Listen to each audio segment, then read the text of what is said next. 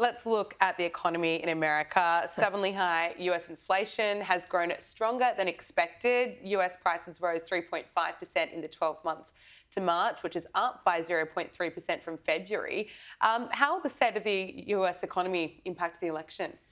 A lot. I mean, that's kind of, well, let's face it, when Trump won, he was pushing for the working class and the small businesses, and everyone went, yes, I can relate to that. And at the moment, you have people that can't afford healthcare, they can't afford food, they can't afford housing. These are basic necessities. And look, Australia's not far behind, let me tell you, with what we're going through. But of course it's going to dictate it. I think a lot of political parties assume that people care about giving billions of dollars overseas. No, charity starts at home. Yeah. So you've got to get your own house in order first, and people know that. When they're seeing their children or they themselves can't get a job, or they've got to work 3 jobs to pay for rent, or they get kicked out because of the rental market and all of this, they don't care about your, international globalist policies. They care about how am I going to feed myself this week and my family. When Americans are really feeling the pinch like that, and we're back where we were just 4 years ago, it seems like it's between Trump and Biden at this stage.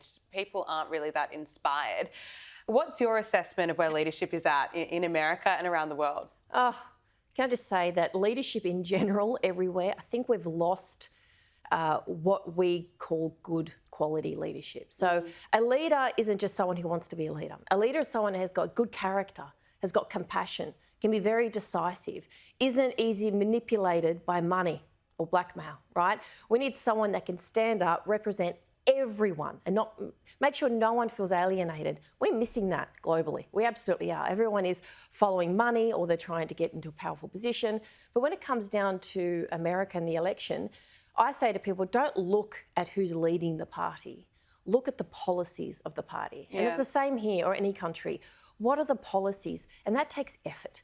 And a lot of people don't have the time because, like I said, they're working multiple jobs. Find out who have they supported. And when I was in the US, when Trump was actually in administration, I found out through women who actually disliked him a great deal, but they said that his administration funded women in entrepreneurship and female startups more than any other, even though they hated him. They still acknowledged that, right? So that's what I really appreciated, that you can't stand the guy, but you liked his policies, and that's what we need to go back to. And it's a good point. I think too many people get caught up in things that someone may have said, their personalities, they may have rubbed people up the wrong way. Yes.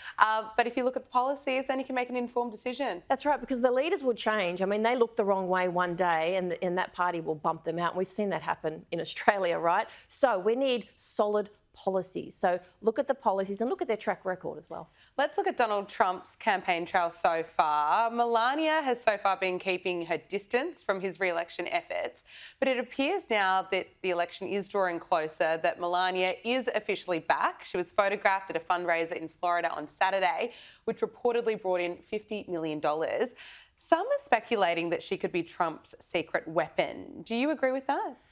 I absolutely agree with that. And I think we underestimate women. I mean, we do anyway, but we do when it comes to politics. And I actually think she hasn't been treated well at all. So when we look at profiling the First Lady, she wasn't put on the front cover of Vogue and places like that. It was like, oh, but you're connected to Trump. That's not feminism, right? That's conditional feminism. And I don't agree with that.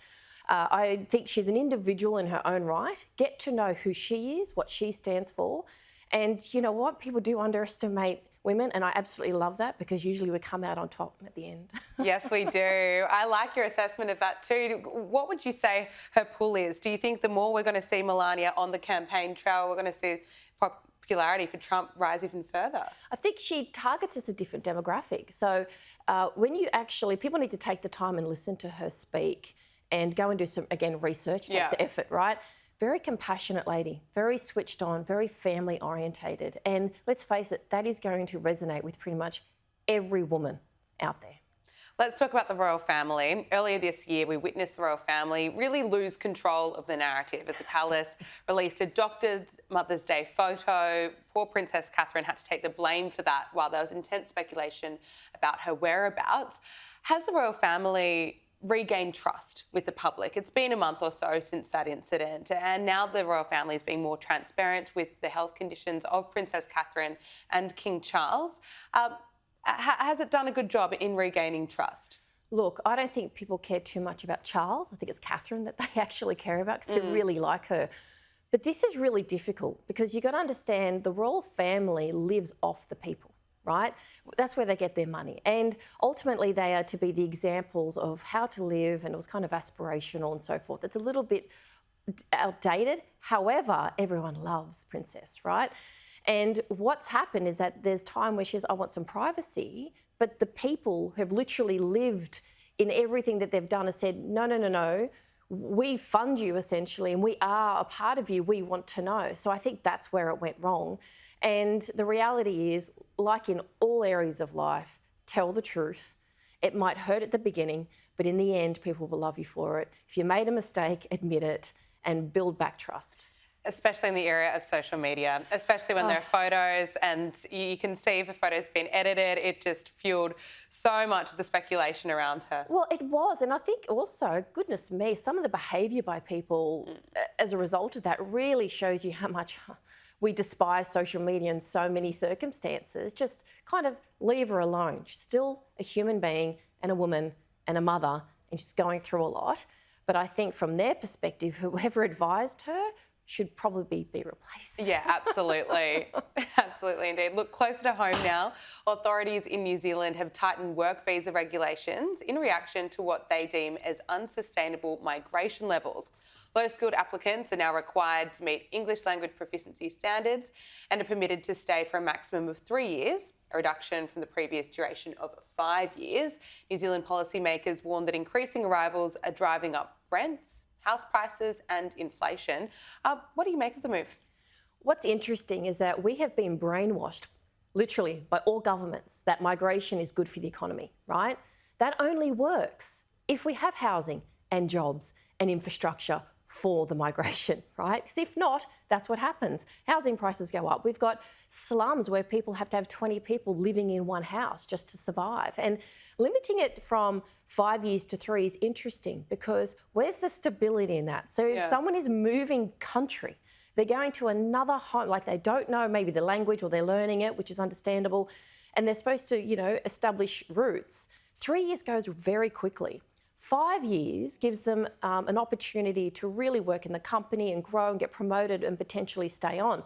So I say don't come at all, or limit how many come at all, but don't limit how long they're here or in a particular country, because you're pretty much saying come for 3 years and then see you, then they're uprooted again and have to leave. And that's just ridiculous. Yeah, it doesn't make a lot of sense, does it?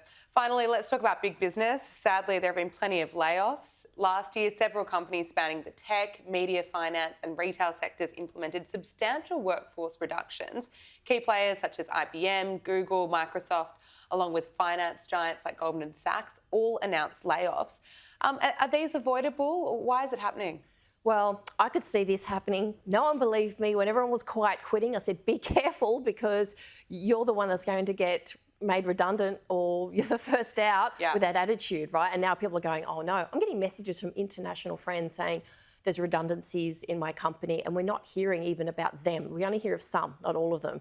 And this is where people really need to step up and look at what gaps are in my CV, what do I need to do, have that relationship with your manager, with your boss. When big companies lay off, it's seen as justifiable, it's okay, right? So then those people need to go look for jobs, and they go look for jobs in small business. But guess what? Small businesses are suffering too. They're shutting the doors. And what are you left with? We're left people on welfare, right? People that want to work, that can't work. And that is a dangerous situation we could end up in. So I say to people, it might not be the job you want, but find an alternative, stay in that job cycle, because this will only get worse. And don't quiet quit. Don't quite quit, my goodness.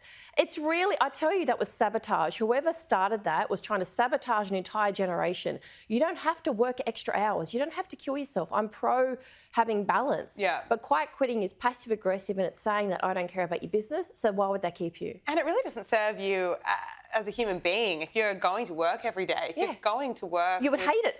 Yeah. If you're doing that, you hate your job. What Matthew McConaughey's advice from his father was when he's attempting acting, don't half-ass it. If you're going to do it properly. You're going to feel more fulfilled. You might get promoted. You might not be able to keep your job when there are layoffs coming. Exactly. And leave. If you don't like it, upskill, stop watching your reality TV 3 hours a night.